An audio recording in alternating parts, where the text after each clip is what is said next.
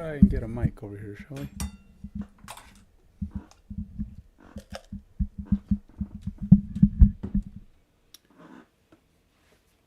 Okay, of course. So I'm trying to do Coursera, programming for AZ204. It's there in my description. Today's lesson is deploying a Windows VM in Azure. Hopefully it'll go pretty quick and we'll be able to mark that one off of the trainings. I did last week, I completed getting a Linux program, a Linux VM deployed with a website. Finally got that working. That was a pain in the butt. But everything keeps coming up, eventually gets there. So far, so good. I'm going to attempt now. Let's see, the lesson is I had to restart my computer a little while ago, so everything's like reconnecting everything.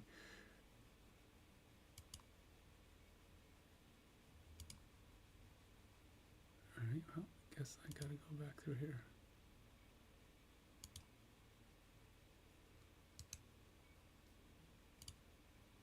All right, so this is the exercise I will be doing, creating a Windows virtual machine. I'm going to go ahead and activate the sandbox and see if I can do it in the sandbox. I typically try the sandbox. It doesn't always work. When I did the Linux one, it actually told me you can't do this in the sandbox. You're going to have to use your own account. So let's see if that's the case. Your company, hopefully this one can be done in the sandbox, because for every hour I do in my own sandbox, it costs me money. And when you're unemployed, everything that costs money is too much. So let's get going here. Let's see if we can get this guy going. Where is, oh, did I lose my AZ connection?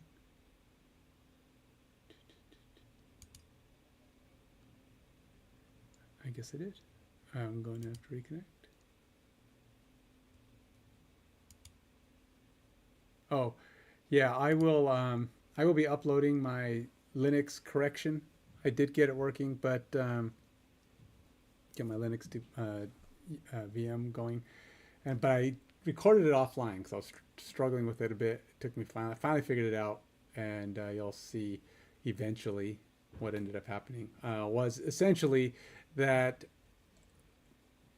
the way I set up the VM, I did set up a VM perfectly good. I even followed their instructions for it, but it wasn't the set of instructions that they had, and they had set up some variables that in a previous exercise that I didn't do on this particular module, and I used my previous VM and did the part where I'm supposed to deploy the VM, but since I didn't have those variables, things weren't working, and that's kind of what happened. So once I just went through it again, I used the whole module's parts, and it all worked, which probably came down to if I had just known that I was working with a variable and not just a command.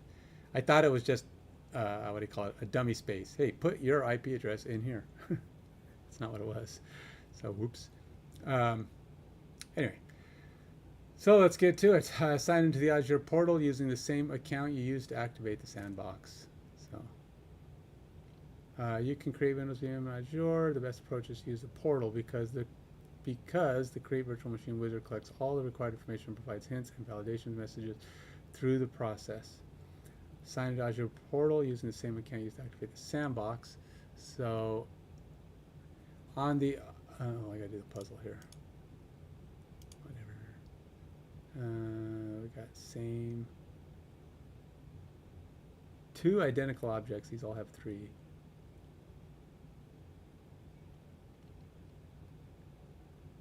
Are these identical? They don't look identical. That one looks squished. Oh, come on.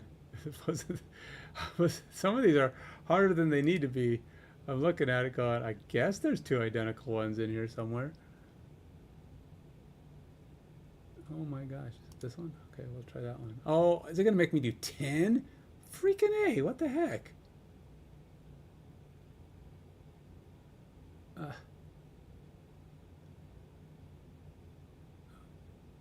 Okay.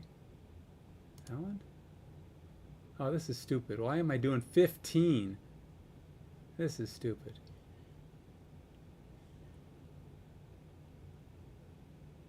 Unnecessarily complex. I can't even tell which one are...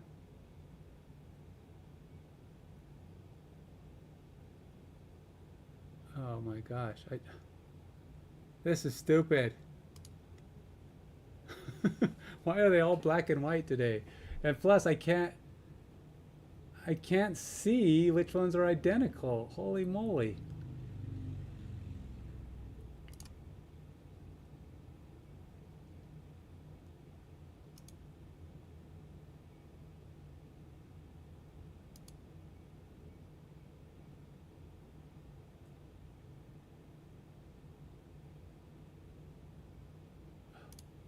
I hate this. Inverted colors. The black and whites are all like opposites each other. This is unnecessarily complicated.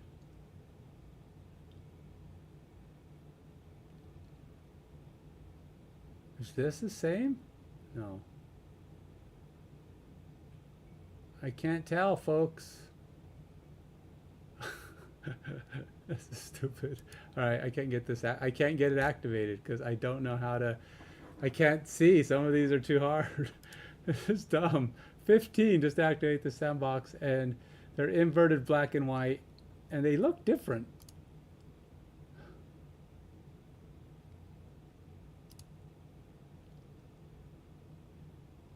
When they're inverted colors. It's like, okay, no. Must be that one. There's no hand. Is that it? Oh, those aren't even close to the same. They were like, one was tiny and identical. Their definition of identical is not the same as mine, I'll tell you that.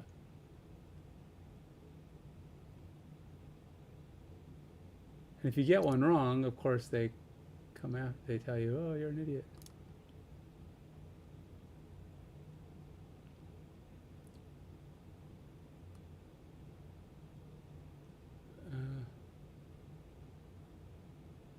I don't know, man. Can't find it. Ah.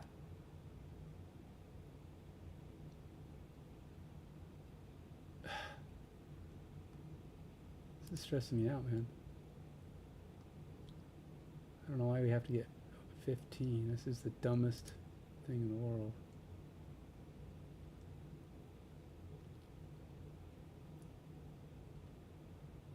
They want you not to use the sandbox, so they make it as hard as they can.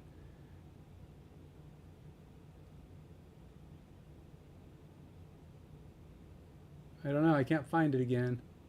Oh, come on. All right, I give up. I'm just going to use mine. Screw it. I can't do this. This is the dumbest thing in the world. 15 times with black and white, and they're not all the same. They're like different shapes. It's like they're different sizes, and one's black and white, one's white and black. I mean, they invert the colors. Some are kind of squished. It's the same basic design. So like you're not looking at two things that are the same size even. They're like inverted colors and different. So it's same basic shape is basically what they mean. Not identical, because they have a very different definition of identical. And then they have another item in there, so they'll have one with squiggly circles and lines, circle, a squiggly line in it, and then they'll have a squiggly line with a circle around it, or a squiggly wobbly circle with a square in the middle. I mean, they'll do dumb things where they're almost all the same, and you're like, at least I am. I can't get it, man. This is so irritating. Usually it's only 2 or 3. I don't know why they have to make it so complicated. Why do we have to do 15 freaking overly complicated? I wonder if I make it bigger, it would help. I can't even see it now.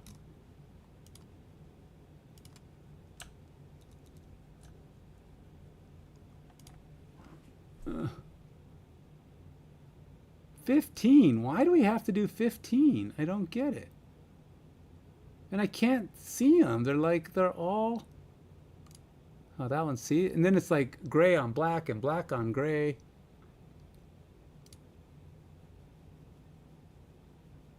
Is this the same?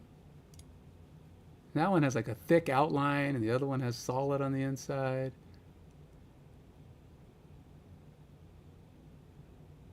Guess that's two hats. Are those identical? They're not. One's tall and one's short. Look at that, skinny and flat and black and oh god, these are not identical. And that one's got legs, so that can't be the same. And this one's like one's half off the screen.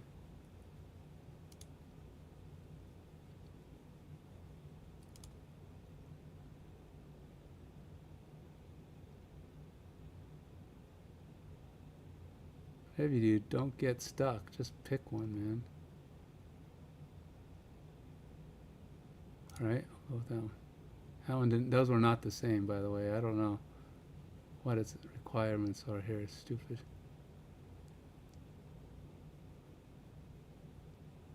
I can't even tell. Oh, God. This is the dumbest test ever.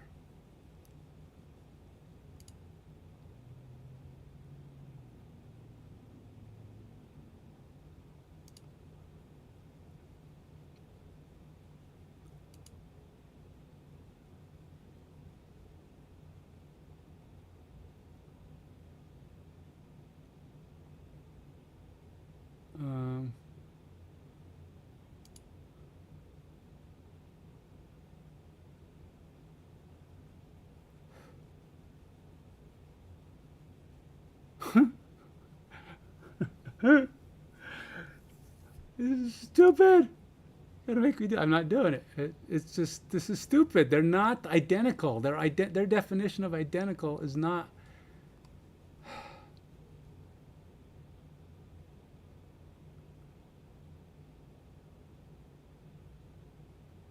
None of these are identical. What?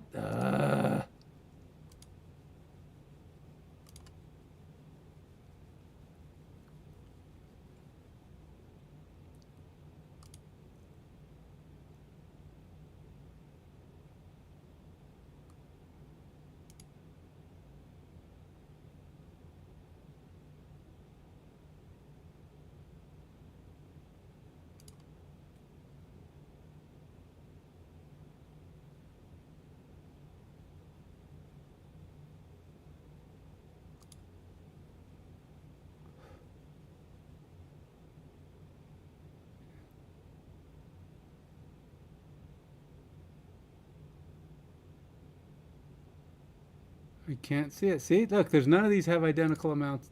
None of those had identical things in them.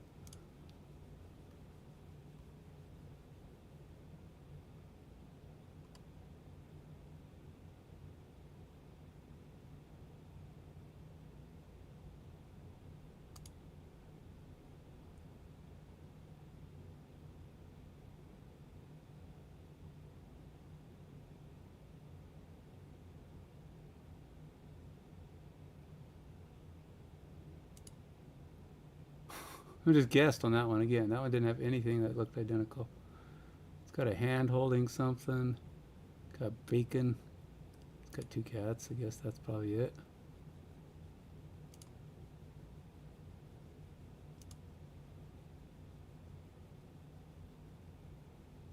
I'm pretty sure those things are not both the same.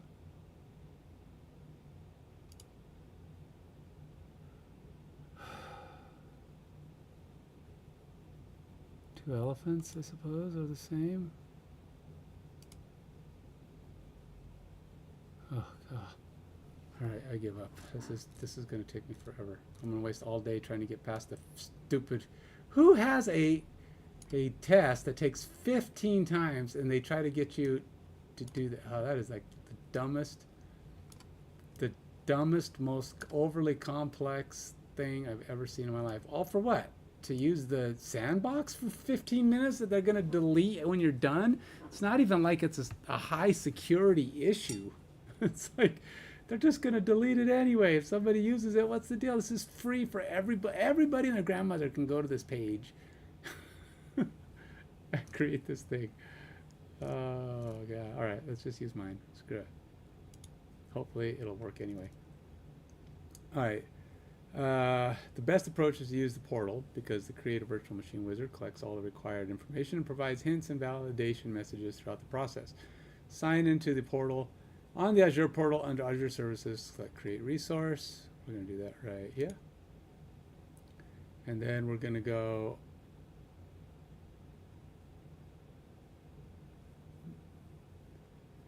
the Create Resource pane appears. Search Services, Marketplace, blah, blah, blah, Windows Server.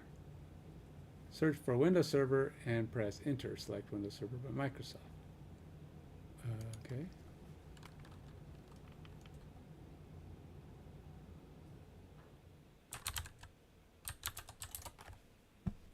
Is there a Windows Server by somebody else? So you go to Windows Server. Sign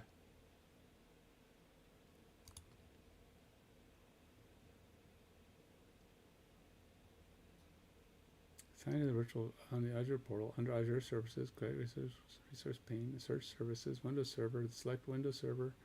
The Windows Server pane appears. There are several Windows Server options to choose from to create your VM. In the plan drop-down list, scroll down and select Small Disk, Windows Server 2019 Data Center. Now, Small Disk, Windows Server 2022 Data Center.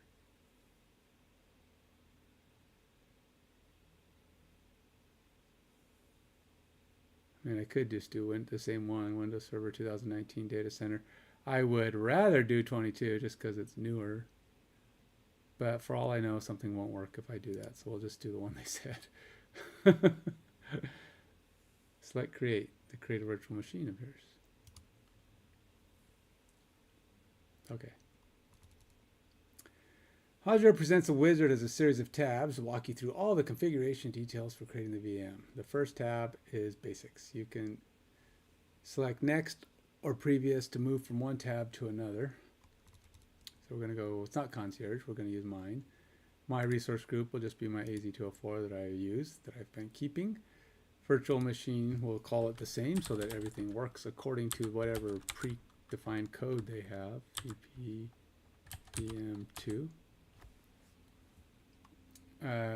Let's see, we're going to go with no infrastructure, and security type will be standard. 64 Gen 2, x64, standard DS1. Yeah, we're going to standard DS1, 1 vCPU, 3 gigabytes. We'll go with the cheap version, which I will delete. $110, $112 a month. Wow. We will delete that quick.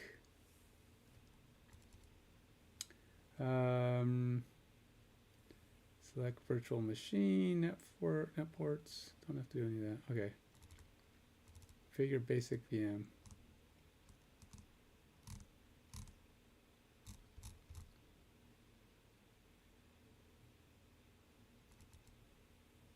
On the Basics tab, that's where I'm at. Enter the values for each setting.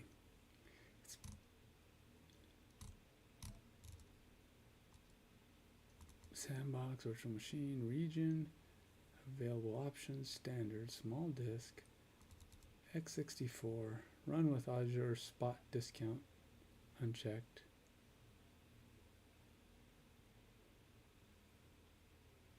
VM architecture. Oh, size. Administrator account, username. Enter a username you'll use to sign into the VM. Okay. We will sign in with, well, let's see. MGAZ. Course. MGAZ. Coursera.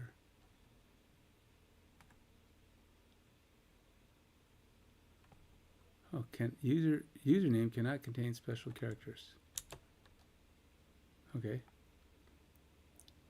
AZ course. Sure. MGAZ course. All right. And then I got to put in a password. I don't think, yeah, it's not going to put in anything that matters. Password. Enter a password. It's at least 12 characters long, has at least 3 of the following characteristics. Holy moly. I gotta go create a password, folks. something I'll remember. 12 characters long is just, I won't make one up that quickly. One that I'll remember anyway. I mean, I could just write a sentence of some kind, like short little 12 character sentence, but well, maybe.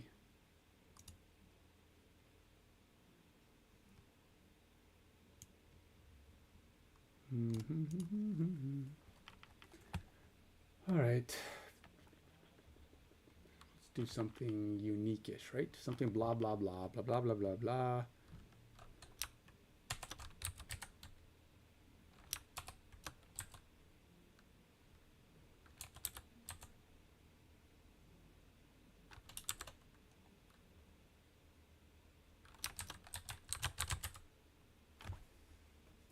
That should be 12 characters, I hope.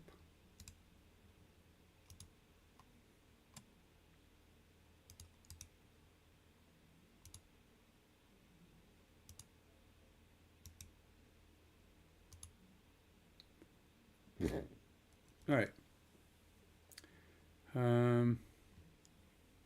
Allow selected ports. All right.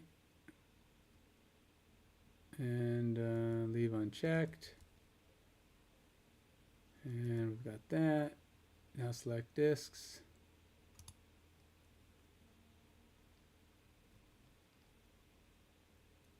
Sure. Let's see if it remembers it for when I actually need it.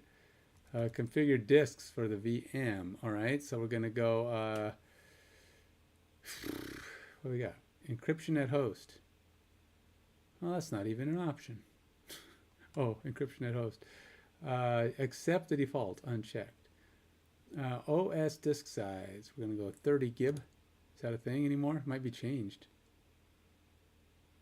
Yeah, the smallest you can do is 127 gig now. Guess they're bigger these days. OS disk type, premium SSD, which we have. Delete with VM, accept the default, checked. Enable ultra disk compatibility, unchecked. The key management is accept the default. Select create and attach a new disk. Create and attach a new disk. Accept all the default values.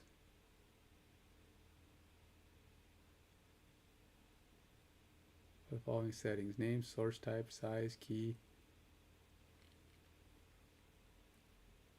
This is where you could use a snapshot or storage. Select OK. Oh, I guess it's just visual, just a thing to look at. Create. Okay, save the settings and close the pane. All right, did that.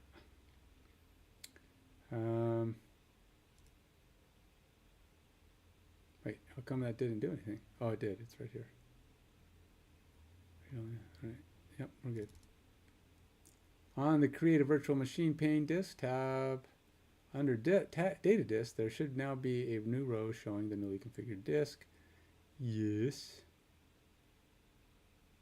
You can add and configure additional data disks. The VM comes with a temporary disk.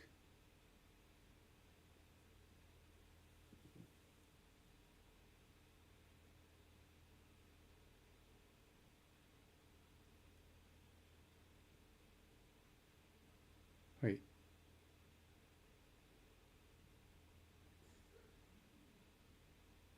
On the Create a Virtual Machine pane Disks tab under Data Disk, there should now be a row showing the newly configured disk. Yes, but is this supposed to be there too?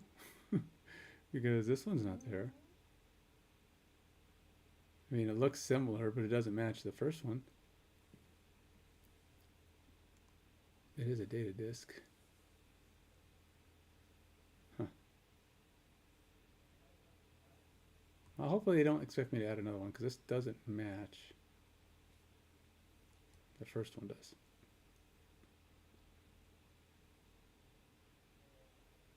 All right, configure the network. Go to networking. And we're going to go subnet, subnet. If no virtual network has been defined, a location created here and configure the subnet, public IP. On the Networks tab, change some of the settings under the input field for virtual network. Select Create New.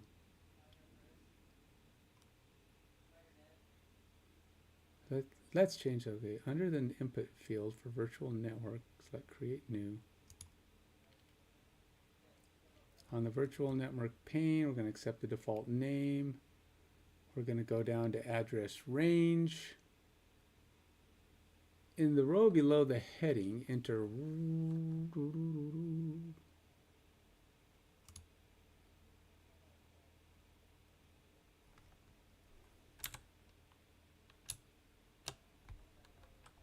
172.16.0.0.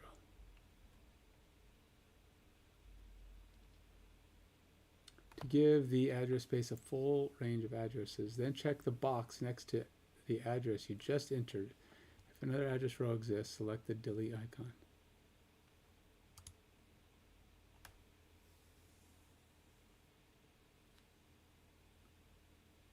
Alright, so in the row below the heading, enter blah. Then check the box next to the address you just entered. If another address range row exists, select delete icon to delete it.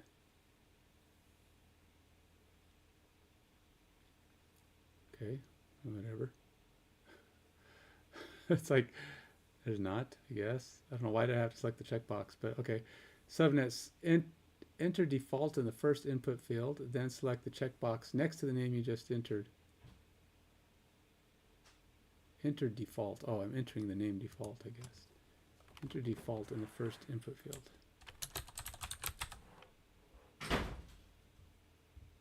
Then select the checkbox next to it.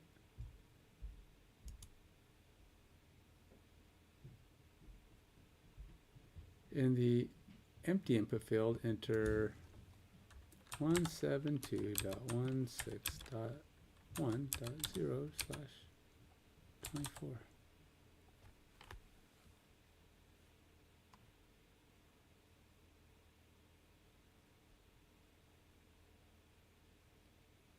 Okay, select OK.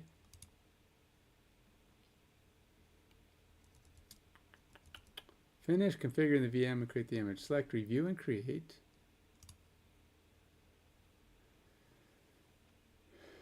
This system will validate it. It failed. What happened? Validation failed for the following tab. Basics required information is missing or not. Oops, what did I do wrong?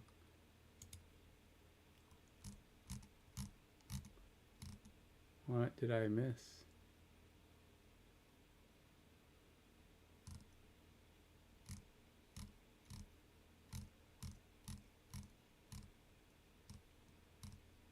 Okay, subscription, got it. Resource group, got it. Test VP2, VM2, West US. No infrastructure required.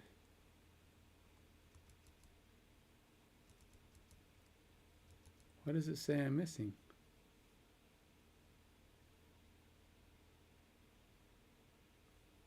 It says required information is missing, but I don't know what that is. Changing basic operations.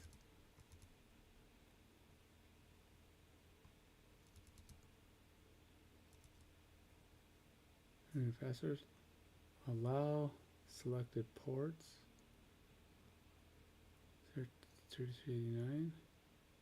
Leave unchecked.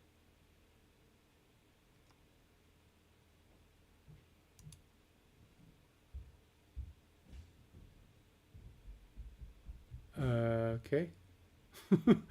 I did not do anything. I did nothing. All I did was go in there, look at it, and try again. That's all I did. And it worked this time. Okie dokie, Smokey. Don't know what that was, but alright, click create. it's only going to cost me $260 a month. Yikes! That means it could be $5 by the time I start.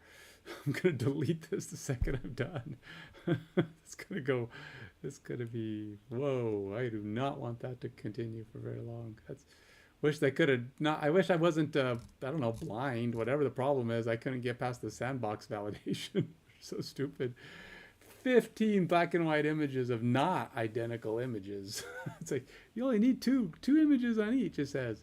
And it's like, they'd have like a deer with horns. And then and then there'd be like, and it'd be like black lines on a black and white screen, just be black horns, it'd be the horns of a deer, looks like, just the head. And then there'd be one with white lines, much smaller, kind of squished. That's also a deer, but it don't look the same because it looks, warped. It's squished. Then you go somewhere else, and it's just terrible, terrible, terrible, terrible. 15 times you had to get it. So some of them are easy. Some of them are just like you're staring at it going, there is not two here with identical items. There's not one. Doesn't exist. I go through each image. I'm going, that's not the same. That's not the same. But maybe there were some. Maybe one was like a tiny little version of the big gigantic version, and I was like, maybe I missed it. But I don't know. That was pretty sad. Okay.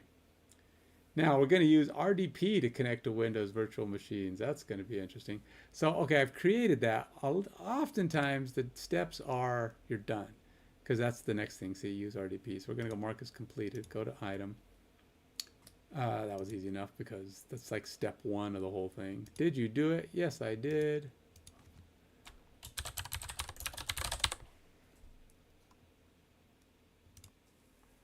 I sound like a cheerleader. Did you do it? Yes, I did.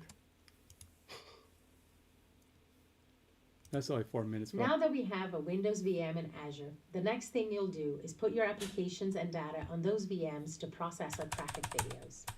However, unless you've set up a site-to-site VPN to Azure, your Azure VMs won't be accessible from your local network. If you're just getting started with Azure, it's unlikely that you have a working site-to-site VPN. So how can you transfer files to Azure VMs? One easy way is to use Azure's Remote Desktop Connections feature to share your local drives with your new Azure VMs. Now that we have a new Windows virtual machine, we need to install our custom software onto it.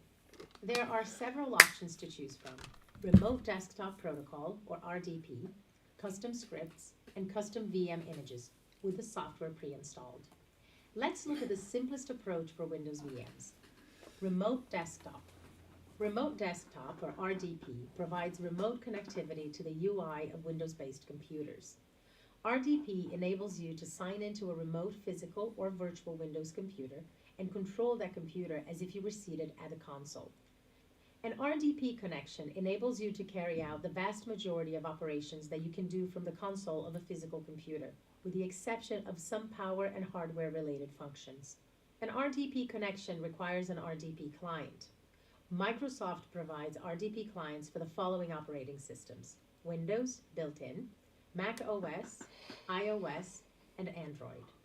There are also open-source Linux clients, such as Remina, that enable you to connect to a Windows PC from an Ubuntu distribution. As we saw a moment ago, have you ever tried to RDP into another computer from a phone like Android or iPhone?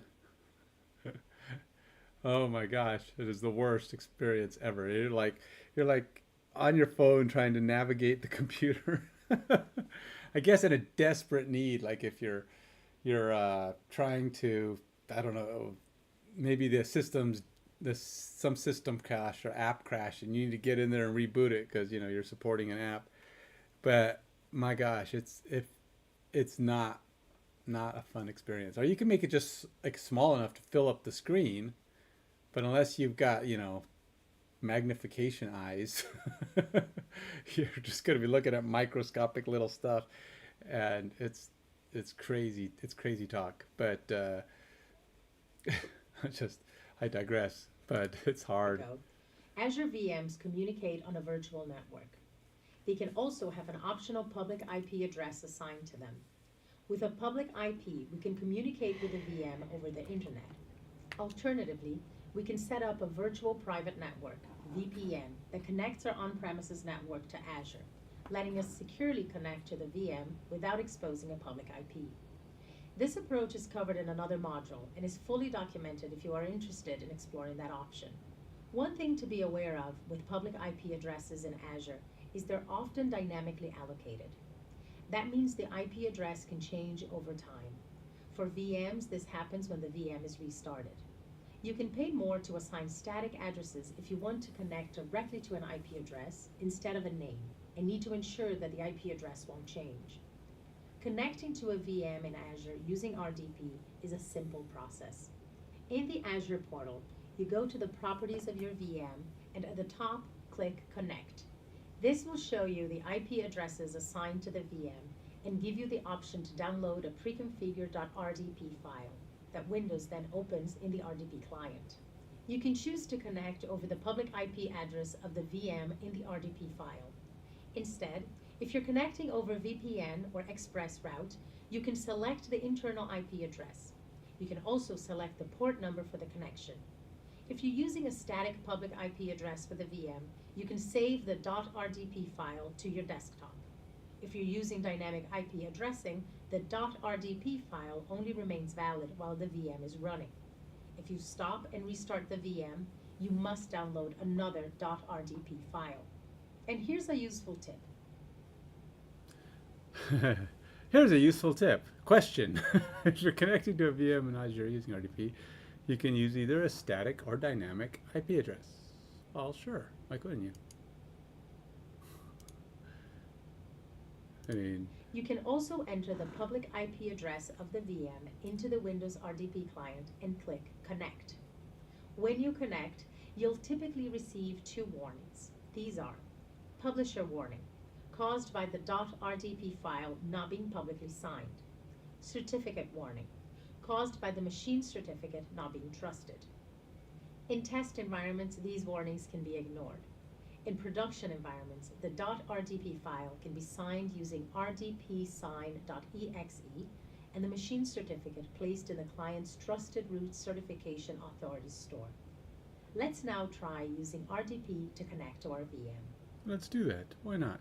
Okay, so we're going to go ahead and connect. This should be pretty straightforward, I'd imagine. Wait, go back here.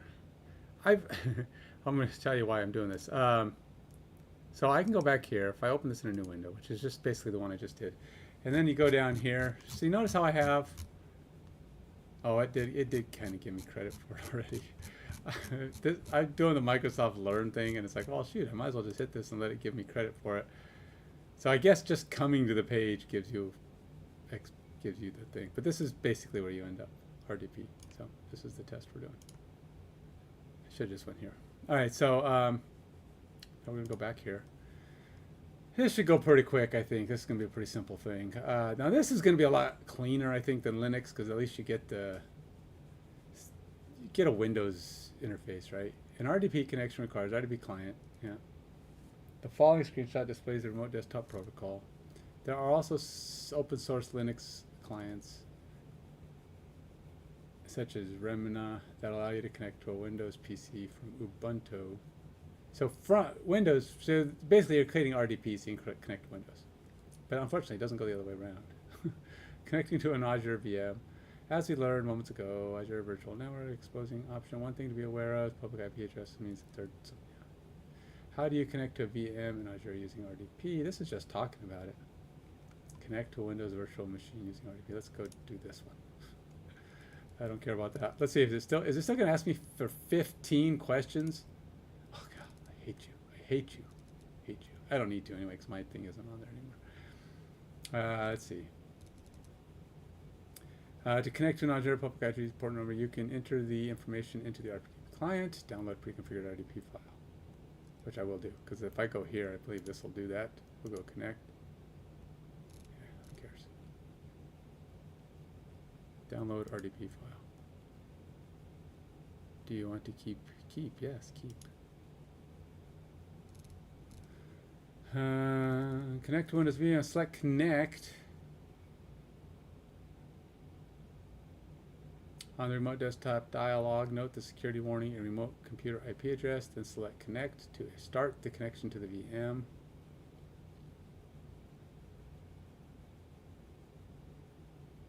Connect. Where's connect?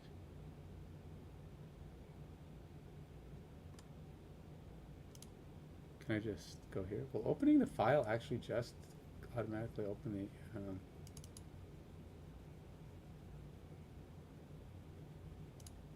publisher warning? She did say that was going to happen.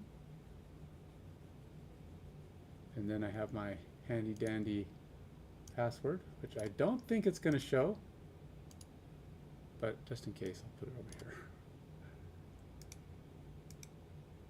Oh, worse yet, it won't let me paste it. Oh,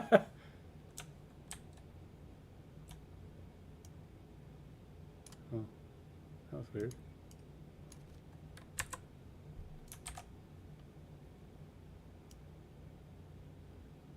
Huh.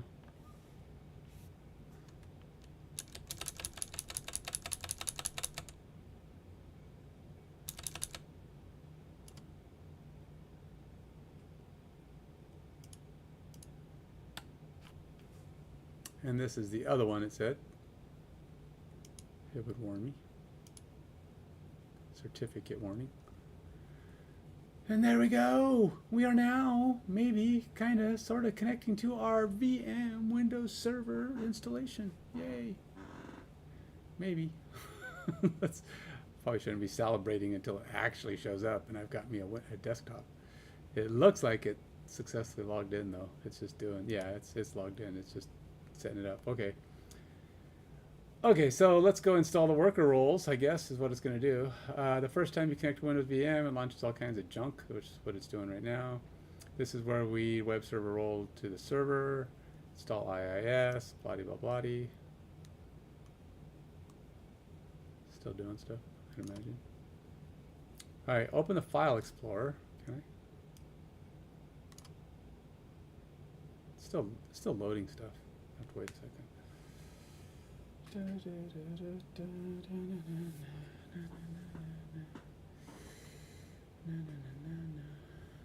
so we got stuff going on here. So where we'd have the installation IIS and part of the turn off HTTP requests, enable FTP server. We could also ignore IIS and install through. We then configure the FTP server to allow, because we aren't going to actually configure that here, we'll just close the manager. So they're just telling you what you're going to do with this thing in the future. But since we're not, do you want to allow your PC to be discoverable by other PCs and devices on this network? No. I don't even think I have any other network items, but whatever. Close this. Okay, so now we're done with that. Now we're going to go open File Explorer. I wish this would reconfigure its size. Change its so I can do it as a window. Can I? Let's go to display settings. See if I can change its resolution so that I can have it all on the screen while I'm doing other stuff here.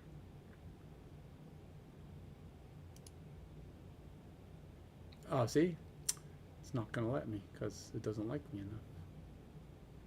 But you actually can change the resolution from RDP. I just didn't think about doing that. So, oh well, we'll have to do it this way. All right, so we're going to you can't scroll down on here. So we're going to go here. File Explorer. And then drive representative OS, temporary drive, your local drive. With access to your local drive, you can copy files. The more interesting thing to observe in the list drives is what's missing. Notice that our data drive is now present. Azure added a VHD but didn't initialize it. What? What nonsense is this?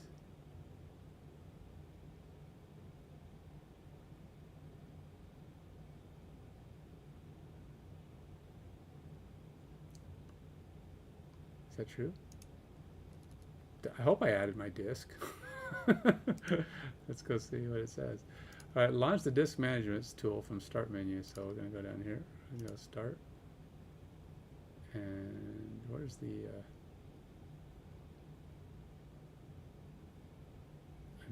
I'm going to go here. Disk management.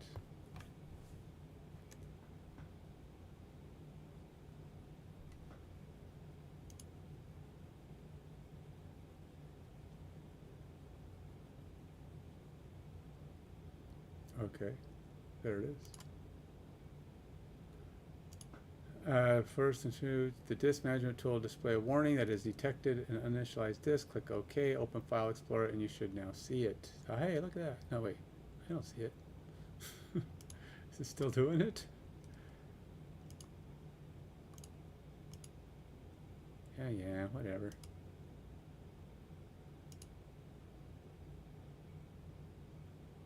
Where'd it go? I still don't see it, even though it's showing it here. Wait, was I supposed to do something else? It'll then appear in the volumes where you can format it and assign a drive letter. Oh, let's get ahead of myself here. Let's go here. Go here.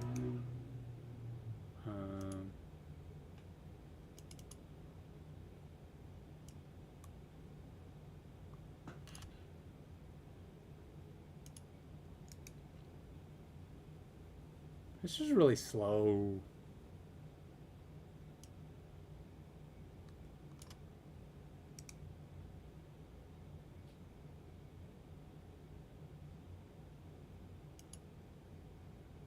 Guess they just assume you know how to do this.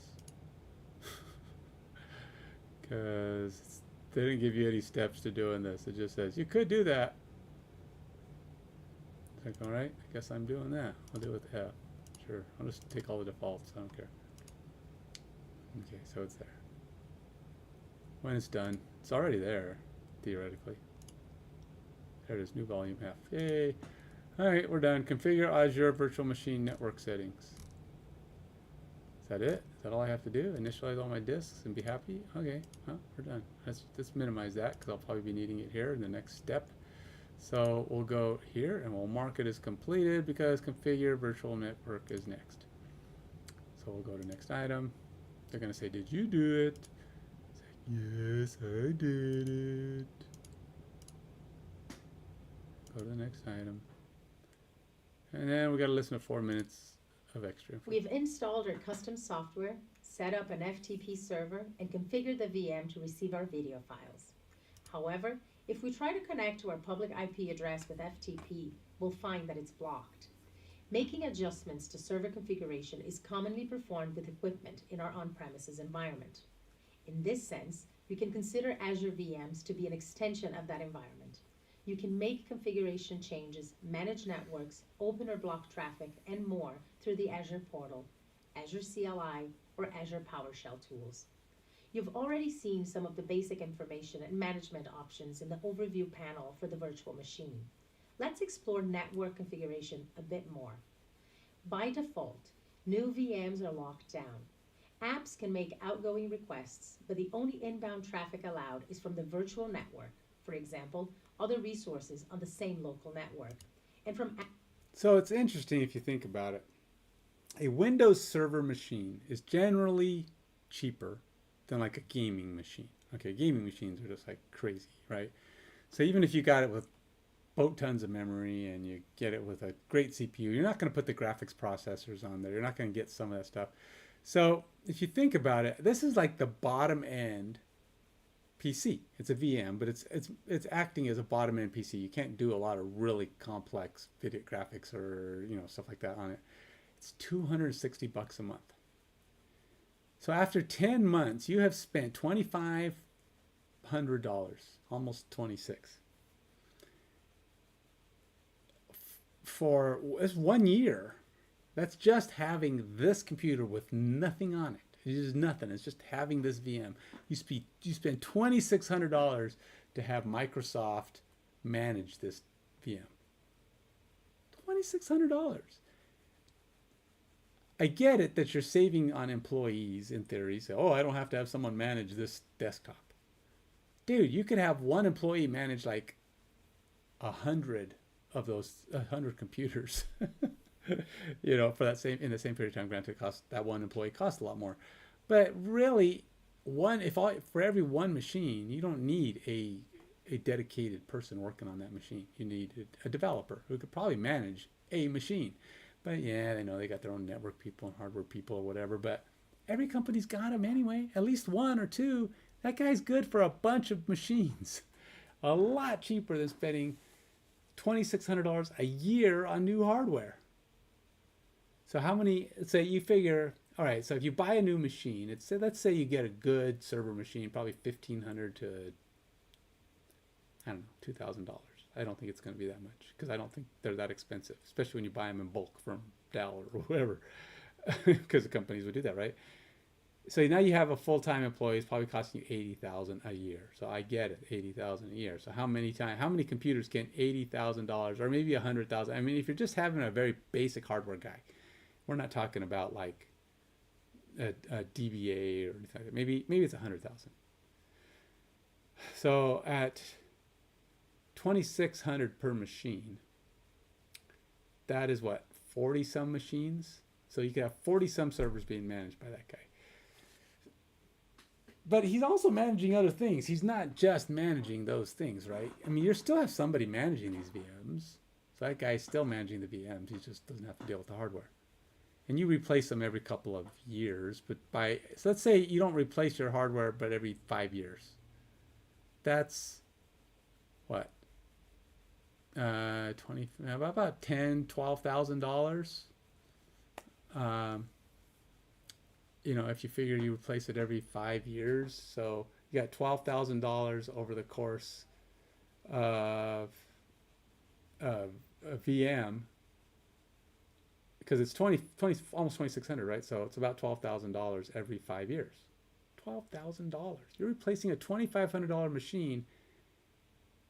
It costs at the end of 12 years, you put another $2,500 in it. So it's $2,500 for your on-prem machine, $12,000 for Microsoft.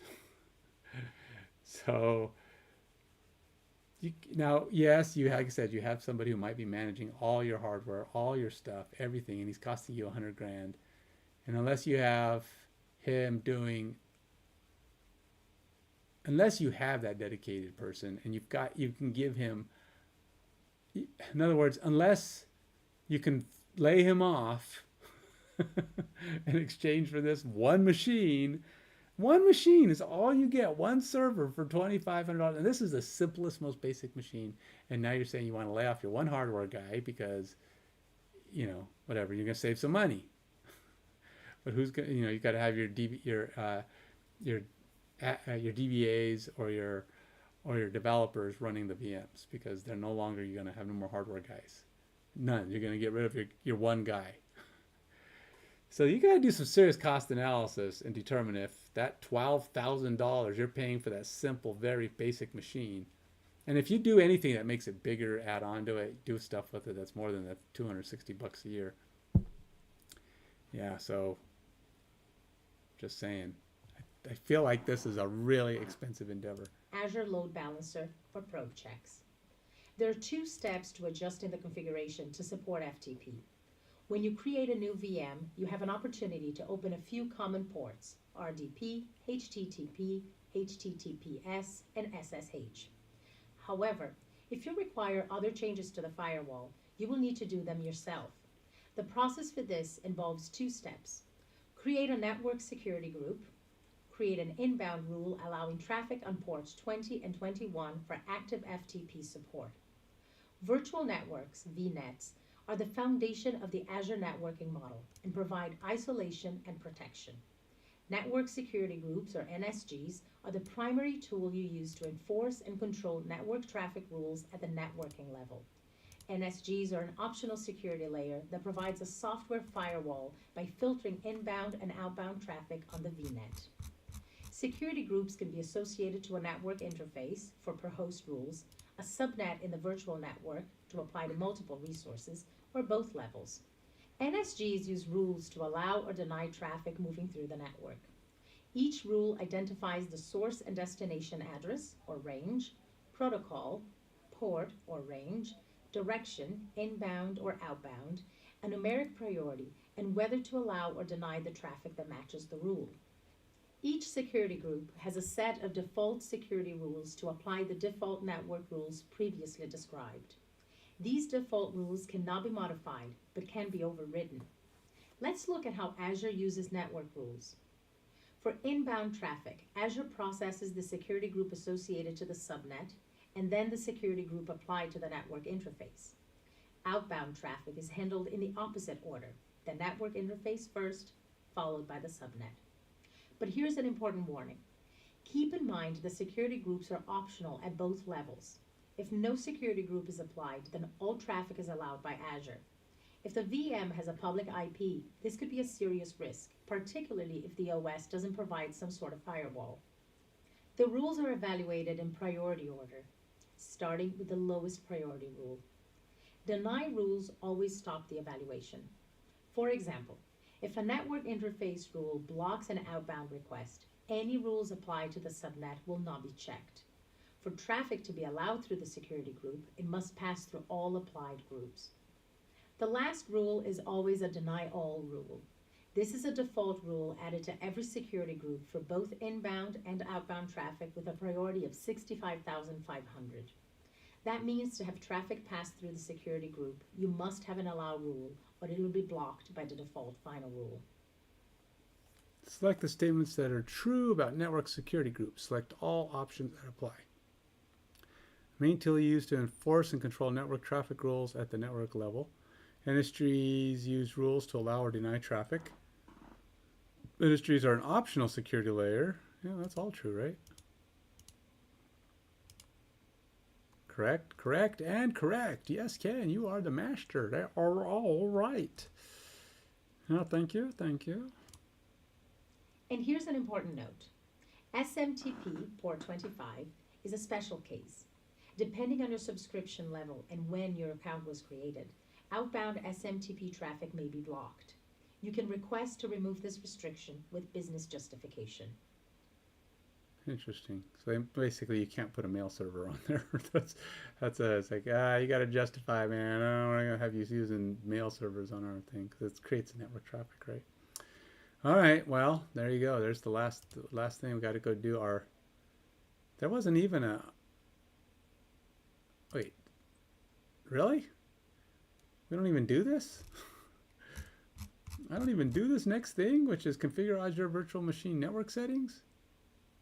We do. I mean, there's a video, but there's not like, oh, maybe there's not actual work here. Open ports. What is the network security roles? Oh, yeah. So they do the same thing. Oh, yeah. That's it. There's actually not a task here. Okay. Well, that's it, man. Let's go do my knowledge check. Start assignment. Let's see if I can get past this one. What are the default quota limits on each subscription regarding VM creation limit? Well, I know it's 40 disks. 20 virtual cores, 40 virtual cores per VM within a region. 40 virtual cores across all VMs within a region. Jeez, I don't even remember anything about cores. See? Let's see here. Temporary. They just throw all kinds of weird numbers and data at you along the way. You got to like write everything down. I thought I write a lot of stuff down, but apparently I didn't write that one down. Up to 40 disks unmanaged, but I don't know the cores. Dang it. I obviously missed that statement.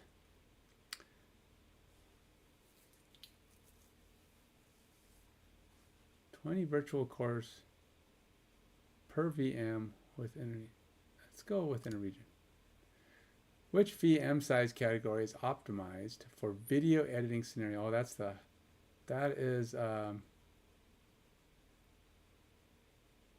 don't remember them having small texts. In other words, they would tell you like at the high or, there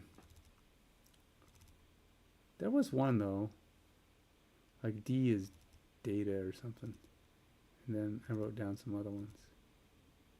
Oh, F series is good for app servers and medium traffic web servers. D service are general use.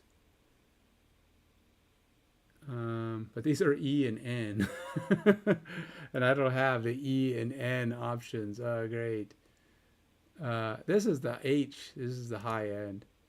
I'm going to go H because that seems like a good thing. But I could be wrong. H is like their high, their ultimate level.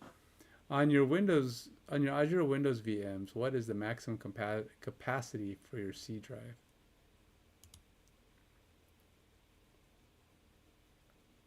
I think that said, oh no, that's the temp drive.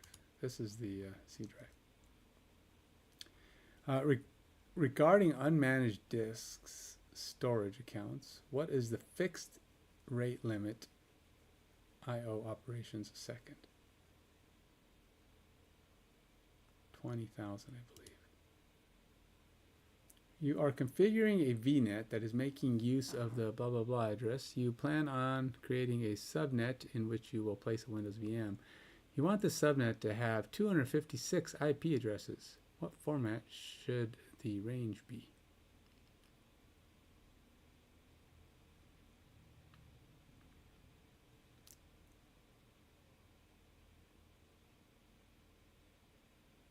$256. So basically,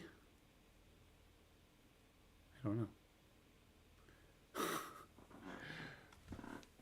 You plan. See, I don't know the IP stuff. You plan on creating a subnet in which I'm gonna have to go through all the videos again, because this stuff is like not sticking at all. What you are configuring a VNet that is making use of 100.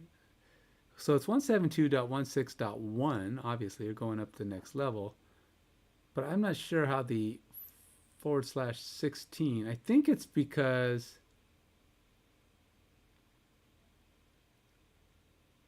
so Microsoft takes some early and late values.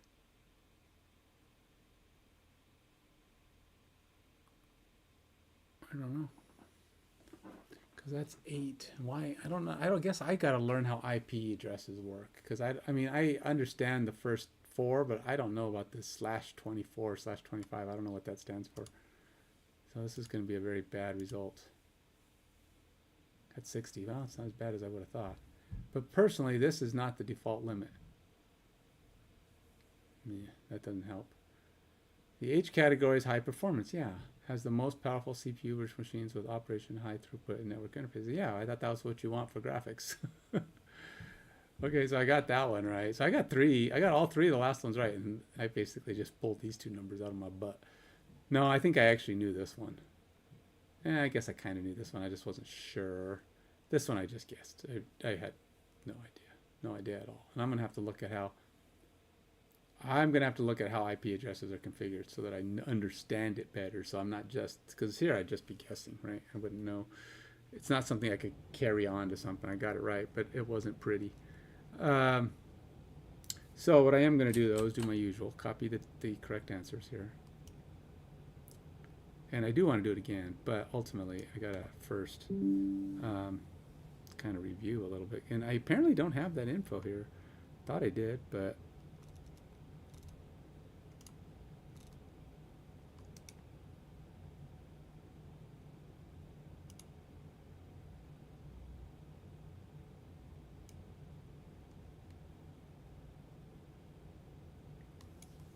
all right, so we got that.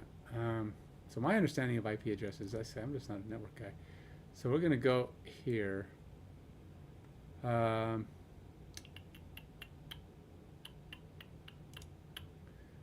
going to go up to this configure your, no, I don't want to do, well, I guess I can do virtual machine.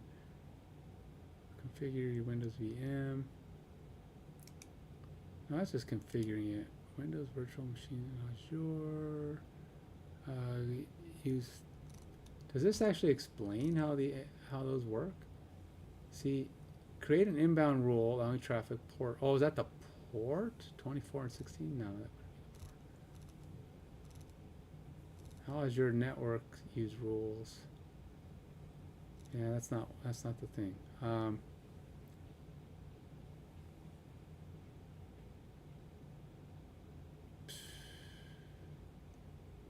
Configure your virtual VM. Open link in new window. Only because I don't want to get off this page. I should probably go delete my VM already. Alright, so here we go. Consider choosing for large. Alright, this is the thing I'm looking for.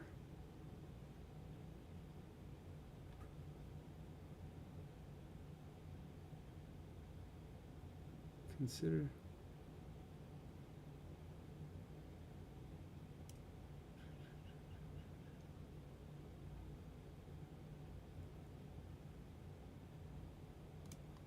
Copy. All right, so we're gonna go over to my VMs here, and I'm gonna add these notes.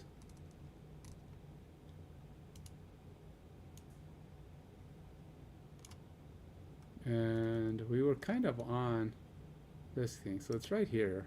So we're gonna paste this here because I'm gonna fix. Holy moly, what did I do? Oh, it's just over. That was dumb.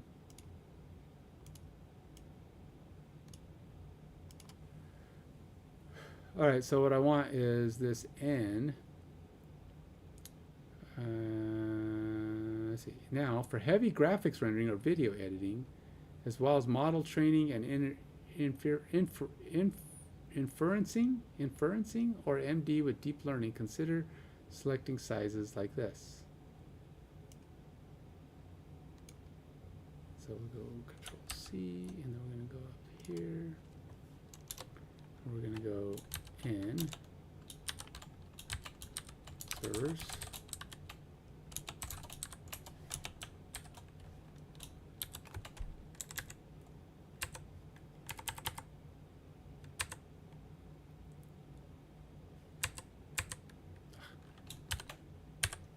We're good for, what does it say?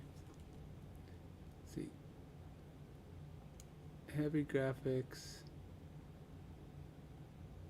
Deep learning.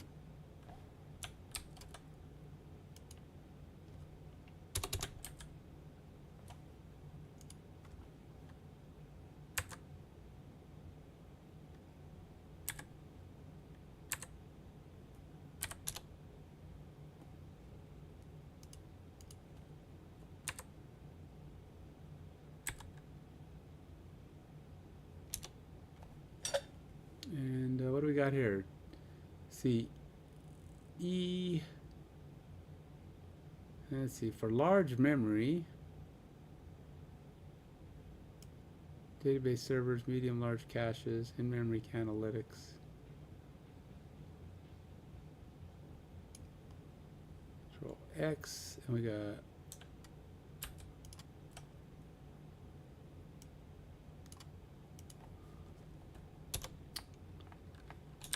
E servers.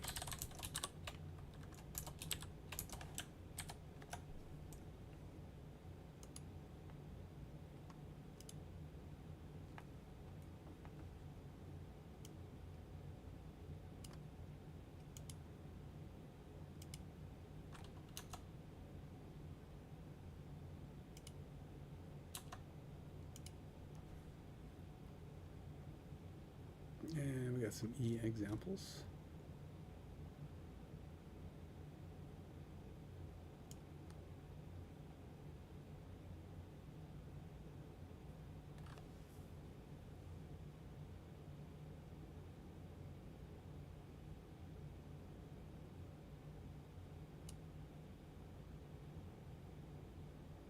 Well, apparently not all D servers, because these are like a random set. This is DSV2 counts because the 3s are, it's not even E. So I should probably just not put E on there. They are E servers, but there's others here too.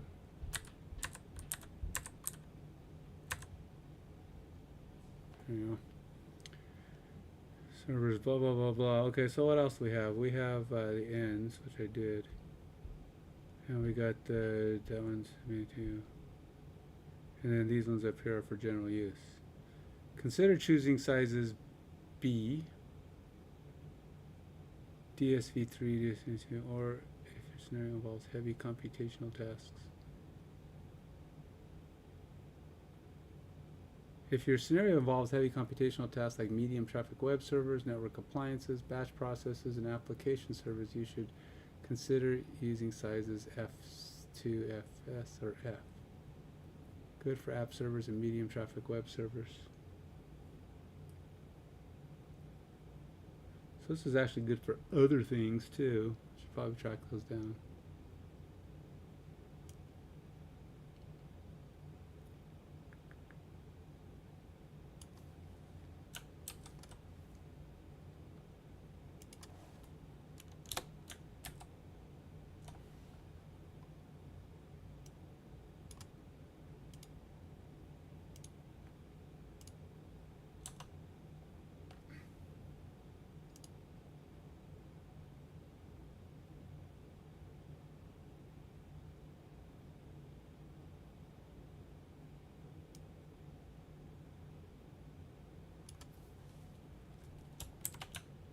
Medium traffic web servers are heavy computational.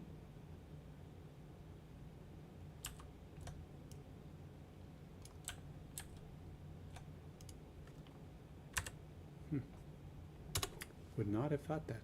Okay, so now I've got my D's, my N's, and all this other nonsense. So heavy graphics, model training, deep learning, and this is general use. Okay, so hopefully now I know that one, because apparently I did not before. Now this is a B server, by the way, also.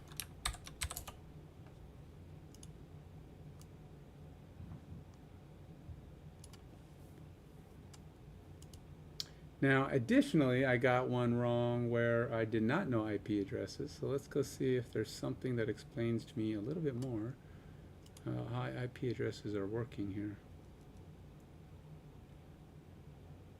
I don't remember them talking about how IP addresses work.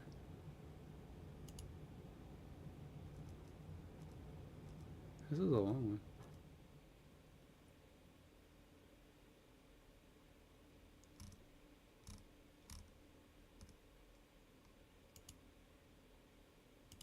Sizes FSV2, if your scenario focuses on data storage EV2 and to create dedicated data disks. Pay the storage account or the newer and Microsoft Azure snapshots can be virtual machines communicate with Does this one talk about the IP addresses? I don't know. I see. Now that we have a Windows VM and App Connections feature to share your local drives with your new Azure VMs. Now that we have a new Windows virtual machine, we need to install our custom software onto it. This is the one, configure your VM. This is the one where you talked about C capacity, 2048 is minimum capacity. The operating system, making it an ideal location. Data attached disk can hold up to 32,000. Oh, a single storage account has a fixed rate limit of 20,000 I/O operations per second. This means that a single storage account is capable of supporting 40 standard virtual disks at full throttle. If you need to scale out, then you need more than one storage. See, I was complaining earlier, it was asking me about, because it's 20,000 I/O, which I got that one right. But by default, the cores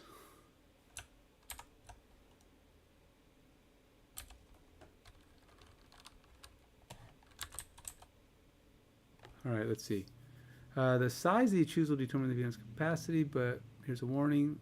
There are limits on each subscription that can impact VM creation. By default, you cannot have more than 20 virtual cores across all VMs within a region. Okay.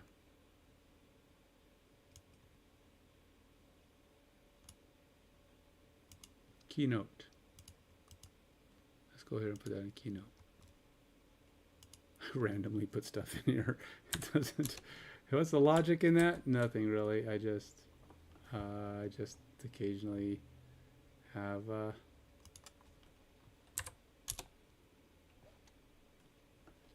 Keynote, and I just put whatever things that. So it's like, it's one of those things I always will check.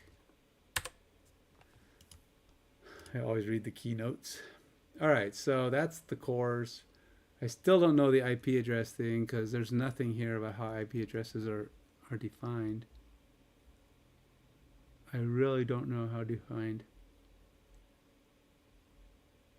I would have thought it would be under network something or other, but I'm not seeing it.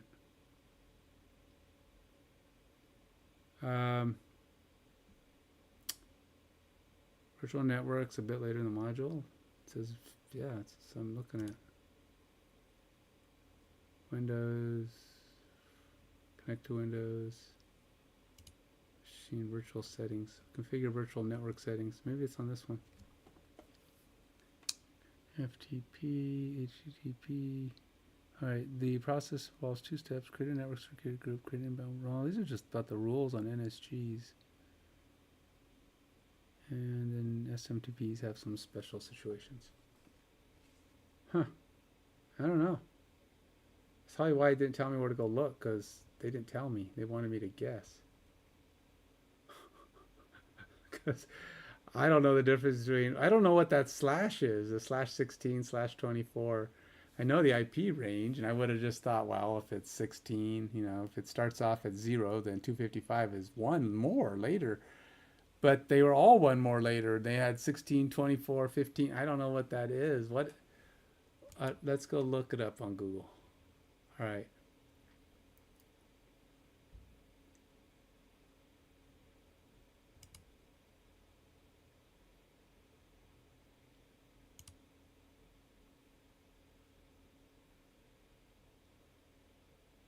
I don't know. I'm getting distracted. Sorry. Let's go back to my test here.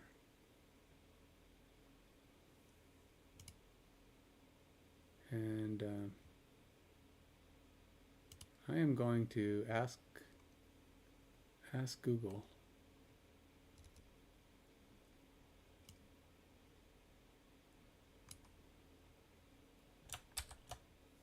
Let's see. Let's go. Let's ask ChatGPT. What does this /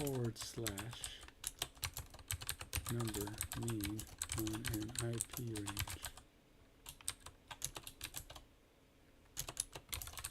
Such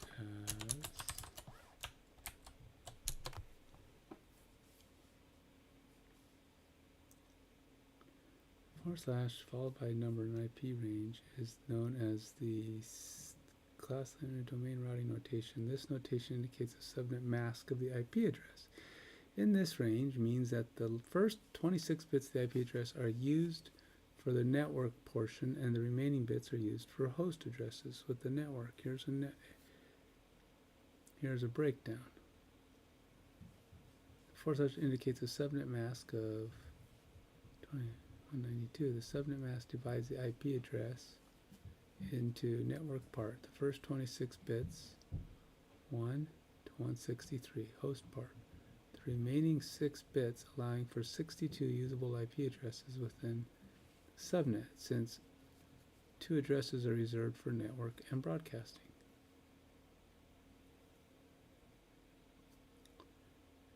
This helps in efficiently managing IP address allocation and routing within networks. Is there a specific context or project where you're working with IP ranges? Okay. Oh, sure, let's do that. We'll say, explain this IP range to me. We're going to have this number, and we're going to have the other one, which was 172.16.0.0/16.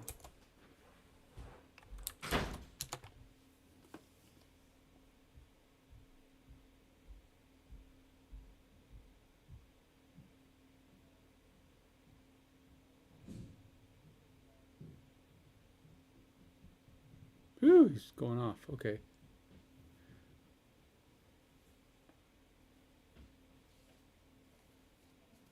Including is a specific subnet within the larger. How come 16 is larger than 24? In this visual is one of the subnets within 172.161.0.24, which in turn is part of the larger 16. Does this help clarify things? If you have any more questions or need further details.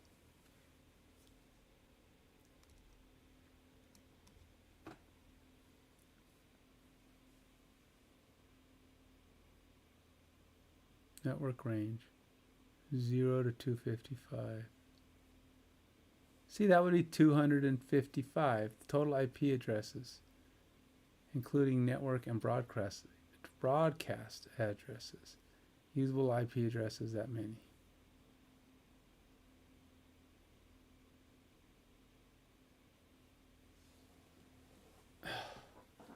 See, it's not making sense to me. It's not you're not clearing it up for me.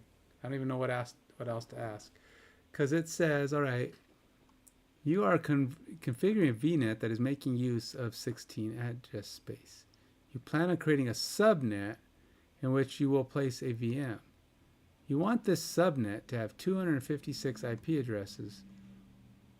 What format should the range be?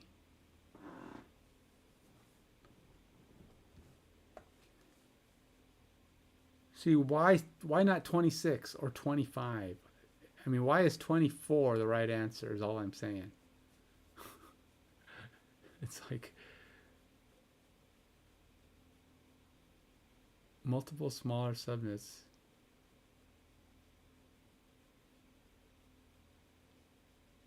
So 26 is smaller than 24. I get it, but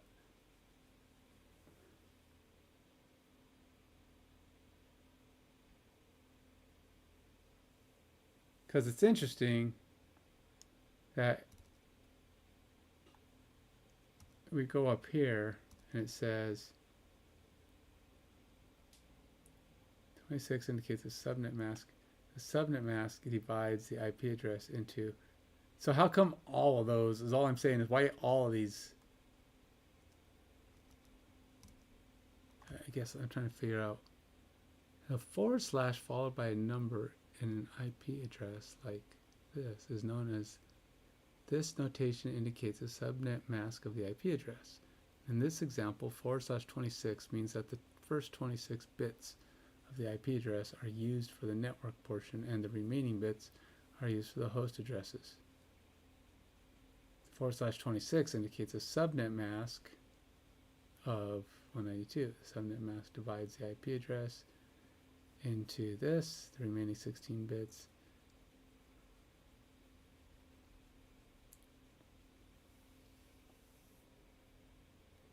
All right, I'm going to have to try something else. Let's try. What is the difference? What is the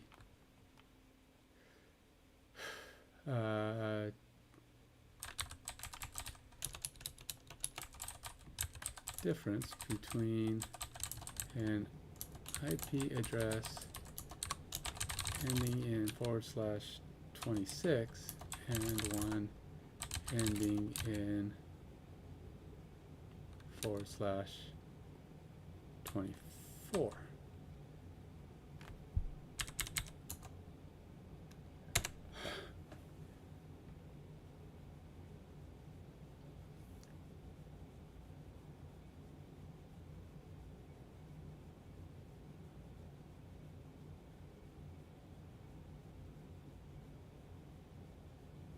See, it clears it up. See, a larger subnet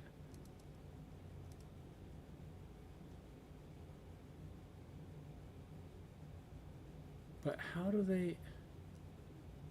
The difference between an IP address ending is in the subnet mask and the number of available IP addresses within each subnet. Subnet mask 2525.0, network range 256 IP addresses. 681 to 255.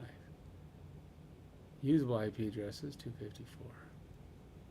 26. So it's like, how does the / 26 mark it as .192? 0 to 192.168.1. It's an example, I know, 64 IP addresses, but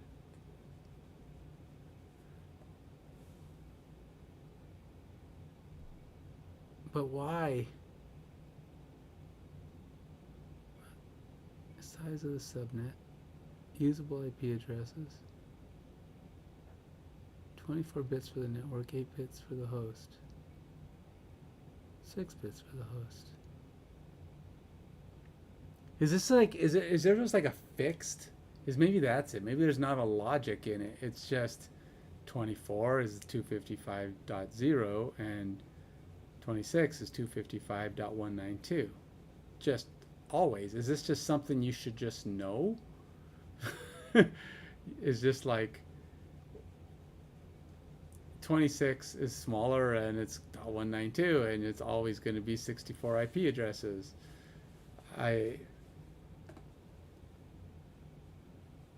Is the subnet?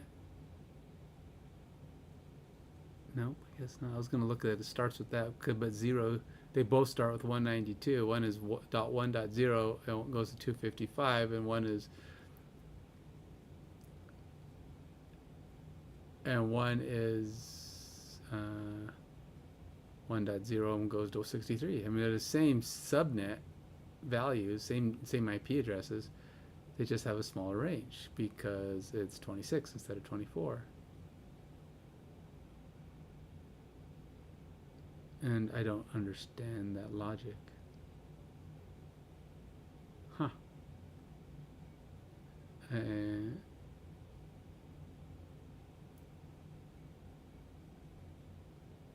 Huh.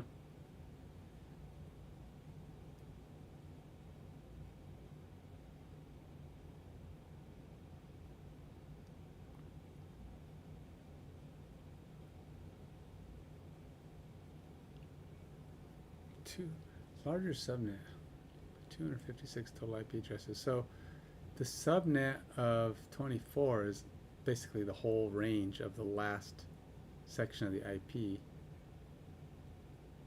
whereas 26 is not. It's going to go 0 to 63. Huh. I don't know. I don't know what determines. Sorry, Copilot, you're not clarifying this for me. You're not telling me what 24 and 16 or 24 and 26 are doing. You're just telling me that that's just how it is. That's all it's doing. It's telling me that's how it is. 24 is blah. I guess 24 is blah. So let's just say all right. So I'm gonna go down here. IP address. Notes. /24 is a 255 256 IP or IP address range subnet. And then a /26 equals 64 IP address range subnet. So I wonder, what if I asked them how many addresses are there in an IP address ending in /25.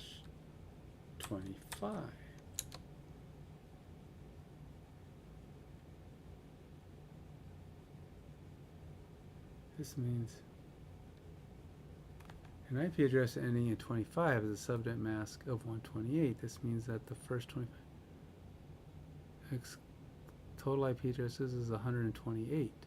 So, are they just splitting it in half?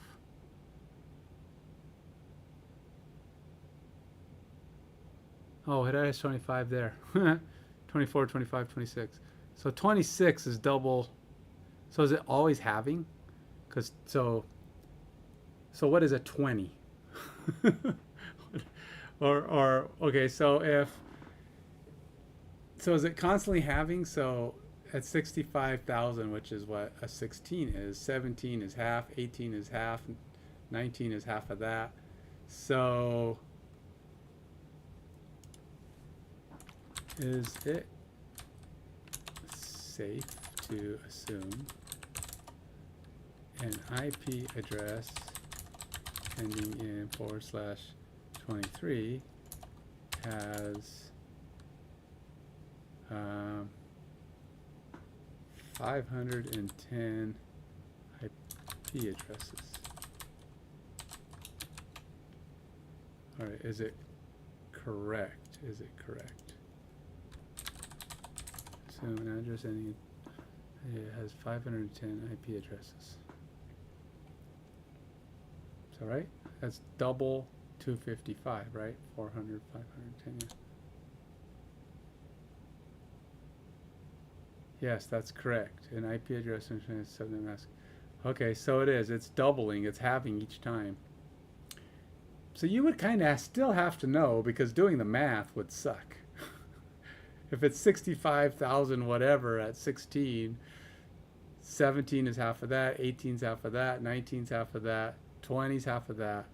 So you're getting down there, but they are subnet masks that are splitting up basically the range. The range just gets smaller and smaller and smaller, and it can be part of the bigger.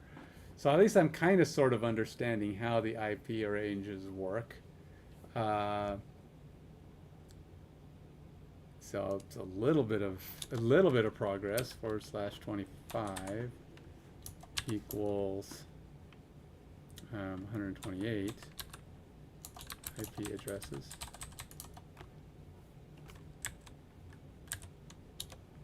/16 equals, it's like 65,000 plus, because I don't know the exact amount.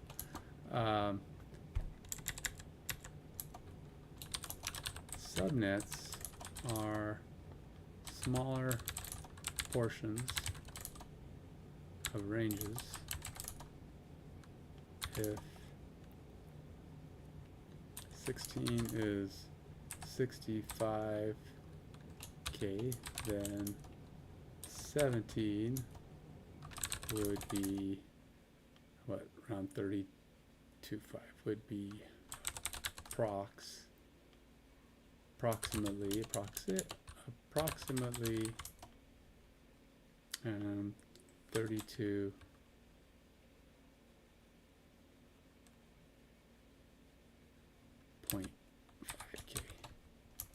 or half.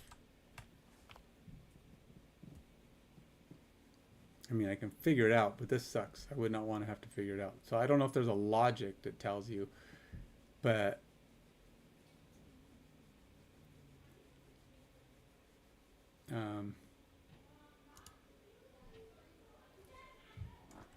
what is the easiest way to figure out the number of IP addresses in a subnet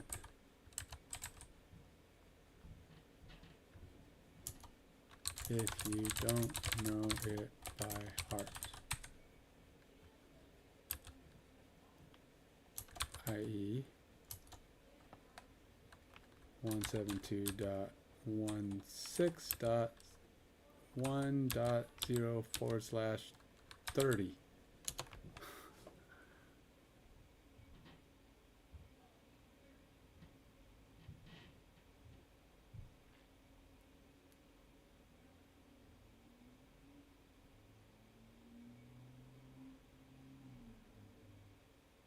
Only two. 30 would be a 2. I knew it would be pretty small because you're chopping it down all the time. But here's how you can apply it to 30. Okay, identify the CDR node 30. Subtract the CIDR from 32, because that's what the highest number you can be. 32 minus 30 equals 2. Calculate the number of IP addresses.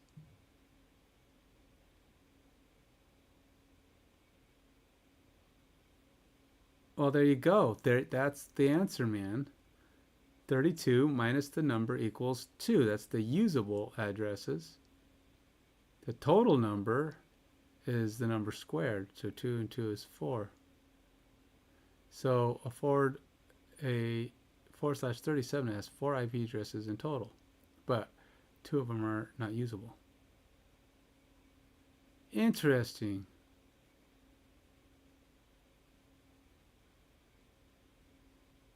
So 29 minus 32, or I'm sorry, 32 minus 29 is 3. But why? Okay, wait. Is 3. Oh, it's 9. Oh, I see. And I don't know why, I don't know how you determine the usable amount. It's just the total R, because it's like 29, it says 6 are usable, right? So 3 of them are not usable, but it's squared. You're going to square the number. So you're going to have 16 IP addresses because it's going to tell you. And then I don't know, how do you determine the usable IP addresses? It doesn't tell you that, but it's a number. It's like some amount of them. You're going to get, okay, so there you go, man. This is the answer.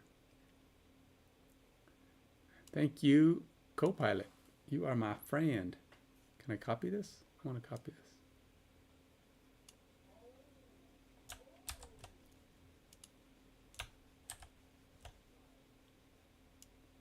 So now I know how to calculate it now.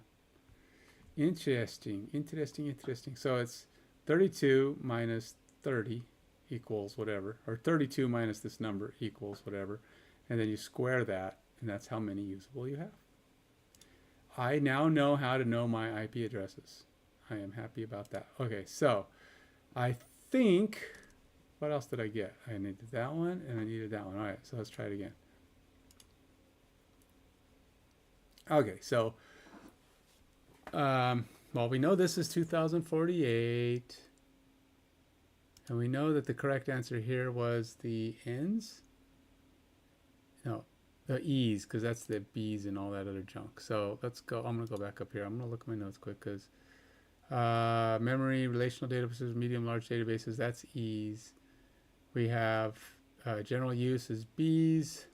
Heavy graphics is N's, or the N's. That's these guys. This one was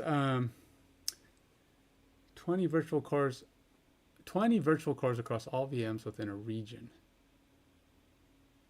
All VMs within a region. Yeah, there we go. And then we had 20,000 I/O operations per second. I knew that one. And this one I know because I mean, they told me the answer eventually, and I guessed it correctly, but now I know why. Because we want 256, 24, 32 minus 24 is 8 squared. 8 times 8 is 64. No, that's not right. Wait. Oh, did I do my math right? Did I not do it right? It's 32 minus 24 is 8. 8 squared. 64. Uh-oh, what did I do wrong? That math didn't work out. Math didn't do it because it's supposed to be 255. Uh-oh. Or 256. What did I do? I got my keynotes here.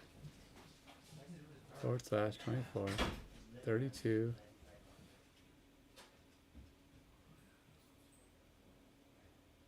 Or is it 8? Oh, is it 8 to the 8th power? 8 to the...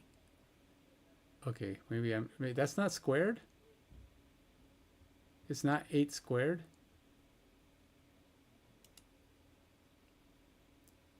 Okay, so I gotta do my math.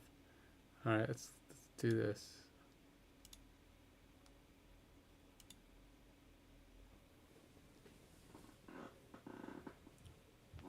So 62 usable. So I must be getting the math wrong because they put it in here. They told me the math. So it must be, what is 2? All right. Show me the solution with / 24.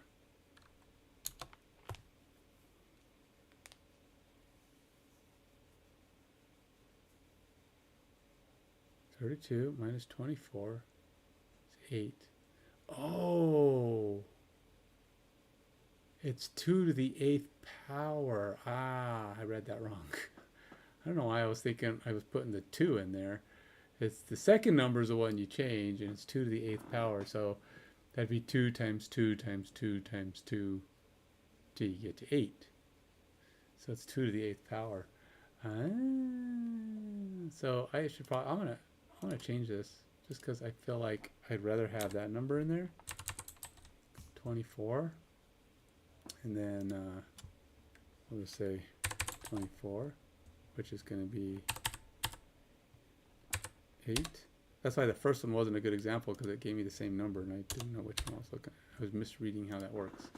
2 to the 8th power. I thought it was like we're taking the 2, putting it in the first spot, and it was going to be that number to the square, to 8th, to the 2nd power, which is squared. So, but it's to the 8th power, which is going to be way more than that.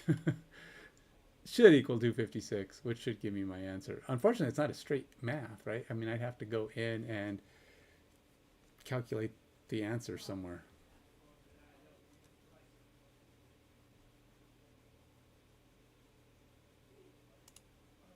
Oops. Whoa. Whoa. All right. Let's go back. So now we're doing this. I know it's 24. We're going to go like this. I think I got them all. Yep. We're good. We're happy campers. It's, we're done. Let's go next. Boy, that was actually a little bit of work. Test prep. All right, so I'm going to go ahead and start the test now. Get done with module 3 of this and be done with that. Okay, what are the limitations of Azure's Windows VM names? Between 10 and 20 characters. Can contain special characters. Cannot contain. Nope, because when I was putting it in, it said no special characters. Cannot contain special characters or non-ASCII 2 characters. So, yeah, that was the answer. When creating a username, I'm gonna actually write that down because I didn't actually write it down at the time. I just remember that being the case. VM names cannot contain special characters or non-ASCII 2 characters. I just remember that. When creating a username and password to connect to your Windows VM, what constraints apply to the format of the password? Oh, so it has to be at least 12 characters because I knew I was having trouble coming up with that. Passwords have to be at least 12 characters because I remember that much. What else is in there? Must have 3 of the following: 1 lowercase, 1 uppercase, a number, and a special car. 1 upper, 1 lower, 1 number, special car, special car,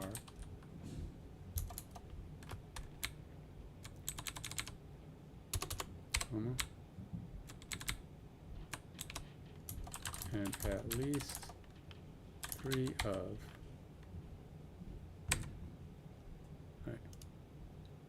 What port number should be open to be able to connect to your VM? It's 20, no, using RDP. No, it's 3389 because that was the one we used. Or I think it's 3389. I don't remember opening up another port. Needs to be opened to use RDP, and that was the only port that we set up when we set up the VM. So I'm guessing that was it. You cannot store data on your C drive along with the OS of your Windows. No, false. You can do that. What are some methods that enable us to install? It's not recommended, but what are some methods that enable us to install custom software onto an Azure Windows VM? Custom VM images. Remote desktop protocol will let you do it. Custom scripts. Can you do it with custom scripts? I'm gonna get that one wrong because I'm not writing custom scripts. How would you custom software? I mean, how would you do that? I mean, I guess you could if you had some kind of a boot up file. I don't know. What do you need to configure on your Windows VM if you want to connect to it using RDP via the internet? Public IP. True or false? NSGs are mandatory. No, they're not mandatory. And optional at network interface level. I don't think they're ever mandatory. It's just a really good idea. So let's go with that. Oh, I missed one. 85 is probably just one, considering how few questions there are. Okay. Wait, what? No, I want to view it. All right, so we got correct. Ah, no, look, I missed one piece. I was wrong. You do have to have custom scripts. So, okay. That's it. That's it for my questions. I think I did it. I'm going to take all these puppies, though, and put them in my to-be-studied later list, along with everything else under the sun. This is going to be one long, painful test, to tell you that, though, and I have so many things to study for this. This is it's going to be quite the experience, I'm telling you. But I'm not going to retake the test for that one question. I mean, really, all I need to do is add that option, and then I'll be fine. But that's it for today, man. I'm all done. I think I'm going to go ahead and call it with that. And until next time, I will do module 4 next time. And now let's summarize what we covered in this lesson. Yeah, well, anyway. You have a good one. Take care.